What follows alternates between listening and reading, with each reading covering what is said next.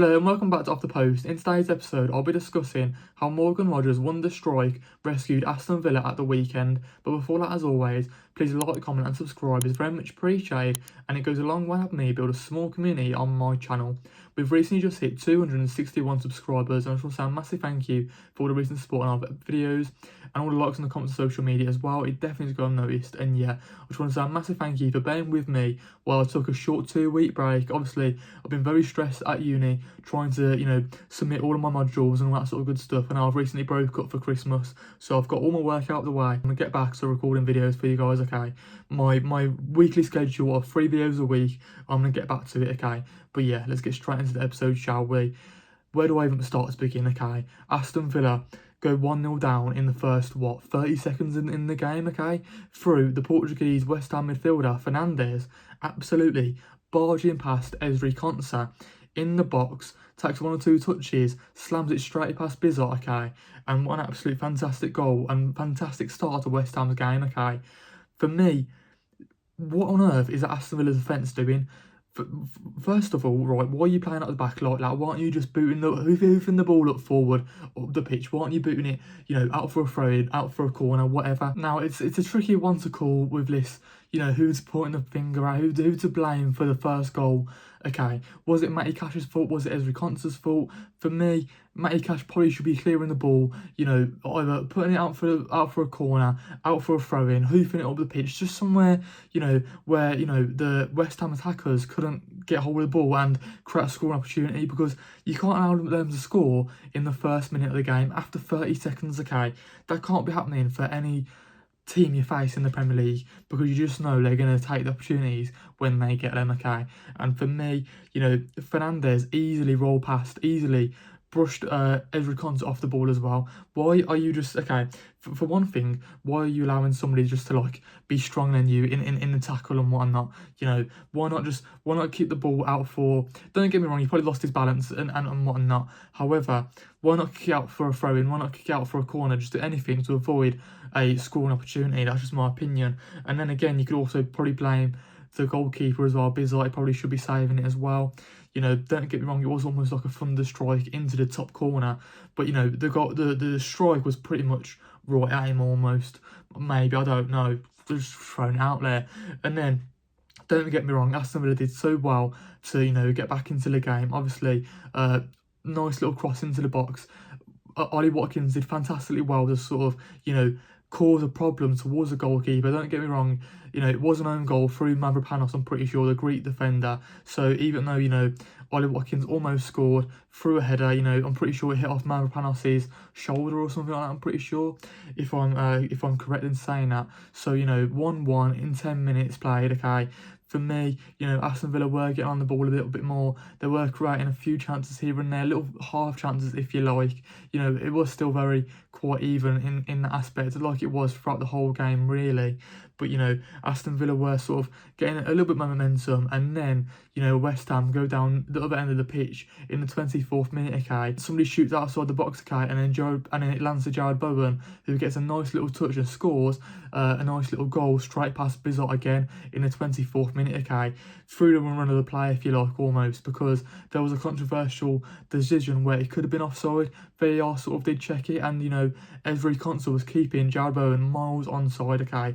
There was no debate once you double checked it in VAR. There was no debate around it, okay? For me, he was miles onside, and again, even though Ezri Konsa has been Aston Villa's best defender for the last 5 years, best defender, best centre back, whatever you want to call him, for me, this was a game for him to forget almost. He's made 2 mistakes, 2 defensive mistakes, which has led to a goal in this game for me. Anyways, don't get me wrong, I don't want to blame him because he's one of my favourite Aston Villa defenders, one of my favourite centre-backs in the league, really.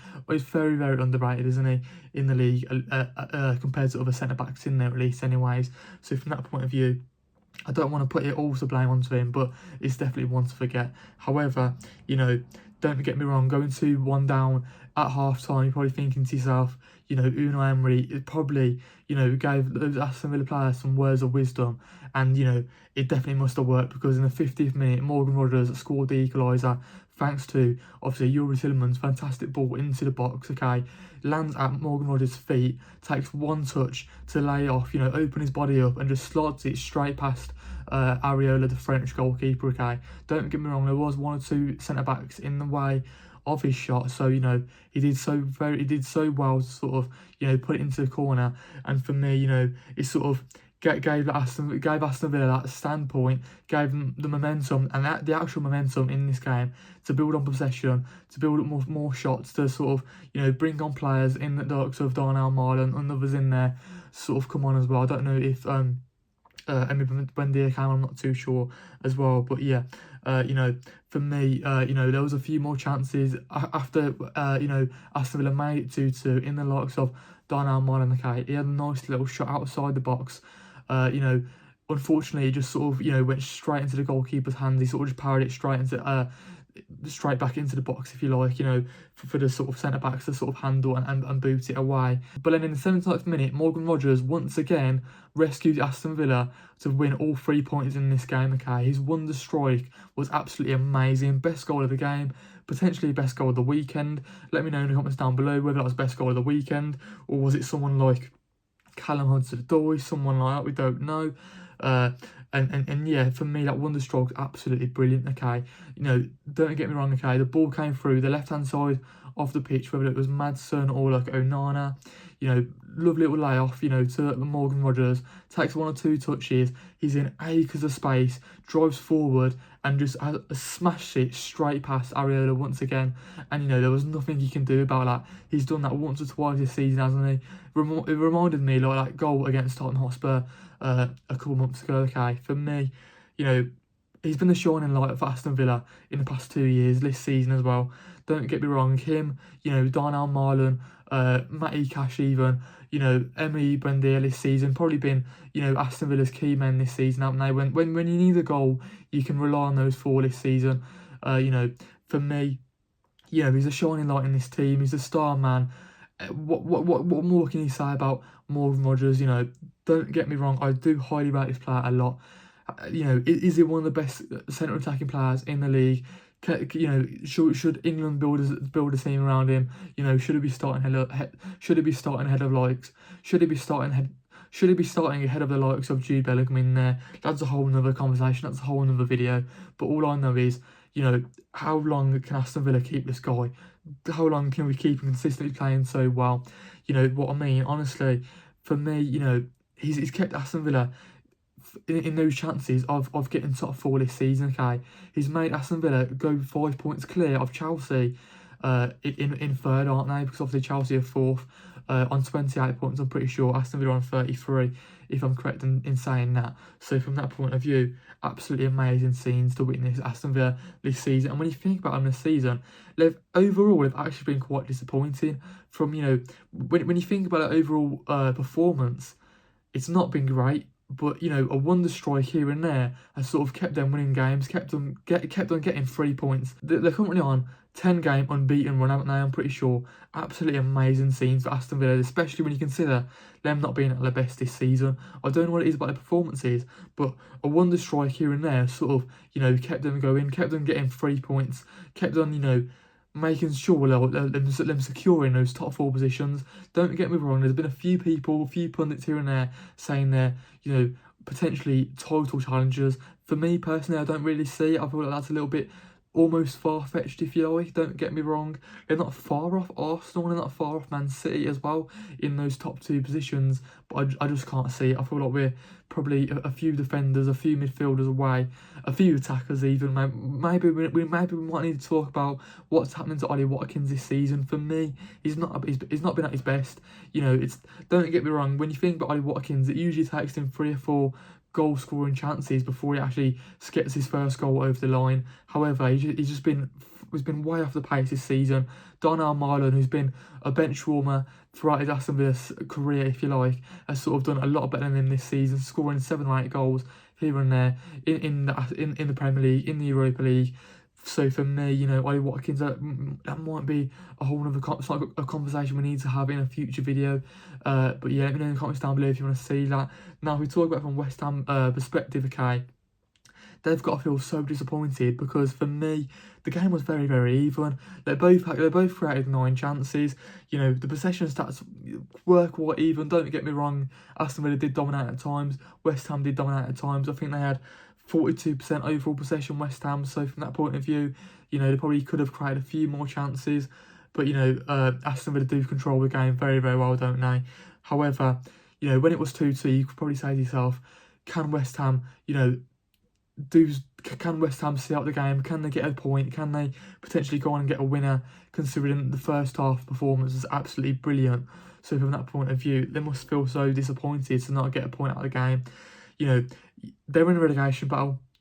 Whatever way you look at it, they are in a relegation battle. They're right down in amongst it, and hopefully they can stay in the league because they're such a, you know, a team with rich history. And it will be disappointing to see them sort of almost get relegated. Let me know in the comments down below if you think they can get relegated. Is Nuno Espirito Santo the right man to keep them over the line? Do they have enough in that West Ham side to, you know, keep them in the Premier League? What sort of positions are they missing? Do they have a goal scoring striker? Can, you know, Callum Wilson almost stay fit, if you like, to sort of get on the goals? Because obviously he didn't really start in this game, did he? So from that point of view, it is a little bit annoying. Can Jared Bowen sort of get him out of a hole? Can he go on another, you know, 10 to 15 goal scoring run like he has done in previous seasons to get him up in the Premier League? I'm not so sure. Let me know in the comments down below. How well do you think Aston Villa played in this game? How well? Who was a star? Who was a star player in this game? Was it Morgan Rogers? I think it's a bit of a, you know, silly question to probably answer really, because it definitely was Morgan Rogers. Who has been the overall shining light for Aston Villa this season? Is them scoring wonder goals, you know, almost sustainable? Can they consistently do that on a regular basis?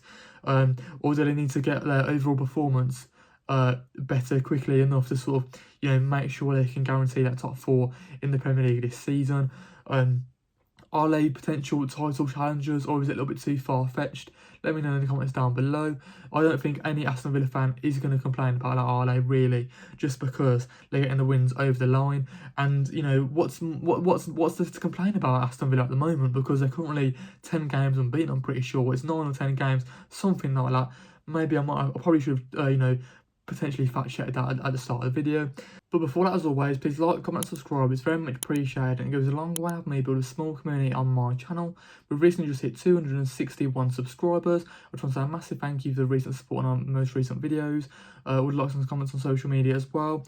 And yeah, I just want to say a massive thank you for bearing with me while I'm, you know, took my 2-week break. Obviously, you know, been very stressful at uni, trying to submit all my 3 modules and whatnot. Now we're, you know, we're what's it called? And now we're sort of, you know, on our Christmas period, and now we're on our Christmas break, and, you know, I can be less stressed and we can get back to uploading 3 times a week. But yeah, I hope you guys have a good rest of your day, and I'll see you guys in the next video.